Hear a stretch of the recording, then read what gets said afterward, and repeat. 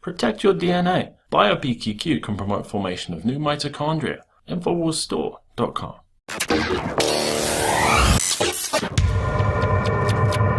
FBI Director James Comey, in a surprising letter to Congress, laid out the vague details of the possibility of a reopening of an FBI investigation into newly discovered Clinton emails from Hillary Clinton's national security threatening personal email server debacle. The letter, addressed to a swath of congressional chairmen, read, "In previous congressional testimony, I referred to the fact that the Federal Bureau of Investigation had completed its investigation of former Secretary Clinton's personal email server. Due to recent developments, I am writing to supplement my previous testimony. In connection with an unrelated case, the FBI has learned of the existence of emails that appear to be pertinent to the investigation. I am writing to inform you that the investigative team briefed me on this yesterday, and I agreed that the FBI should take appropriate investigative steps designed to allow investigators to review these emails to determine whether they contain classified information, as well as to assess their importance to our investigation. Although the FBI cannot yet assess whether or not this material may be significant, and I cannot predict how long it will take us to complete this additional work, I believe it is important to update your committee about our efforts in light of my previous testimony." FBI Director James Comey stated. Republican Congressman Jason Chaffetz, who led an oversight committee effort to pursue perjury charges against Hillary,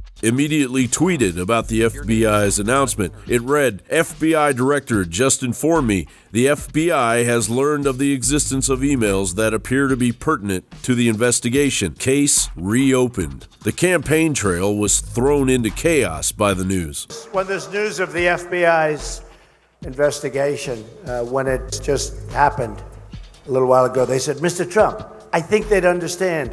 We could skip your speech in New Hampshire. This is so big."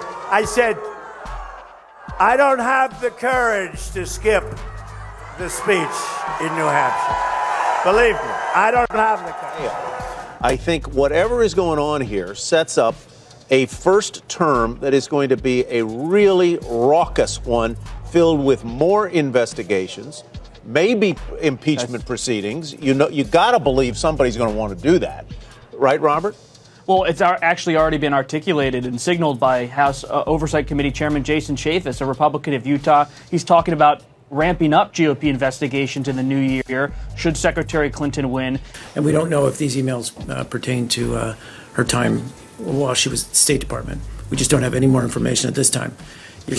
Okay, really. You're just mystified by this whole thing. I would say we're mystified, but we're unaware. And Hillary, as expected, went on business as usual. When you question the very institutions of our democracy, going back to the founding of our country, you are attacking democracy. Now, we have seen Donald Trump attack so many different kinds of Americans. We cannot just blow off what he's saying, because he still is saying it. He's standing up in front of large crowds, and you can see how he's egging them on, talking about rigged elections, talking about how we should just cancel the election and make him president. Right, yeah. Well, we've got to be vigilant about this. This is not something to be made light of, because there have been too many times in world history where somebody gets elected and then that's the last election that is held. So we have to not only stand up for whoever our candidates are, we have to stand up for the process of electing them, because that's how we lead ourselves. That's how we make decisions together. Hillary's campaign has been nothing short of a parade of corruption and bottomless scandals, morphing into her platform as she runs for the highest office in the land. At what point do the American people become an accessory to Hillary's crimes by simply voting for her?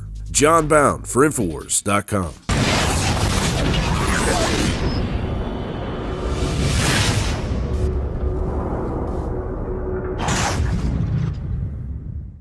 Look, I'm not going to sit here and say, see, I told you so, that communist Chinese-style net censorship was coming to the web, because it's already here. It's being announced. The way you keep the internet open and free is you get involved more than ever. Go to Infowars.com/app. A new battleship in the fight. Infowars Live, available right now. We're looking for a crew to man it. You going to sit down and play games and be a trendy? Or are you going to be part of history? Don't sit by and let the internet and free speech be stolen from you. Take action.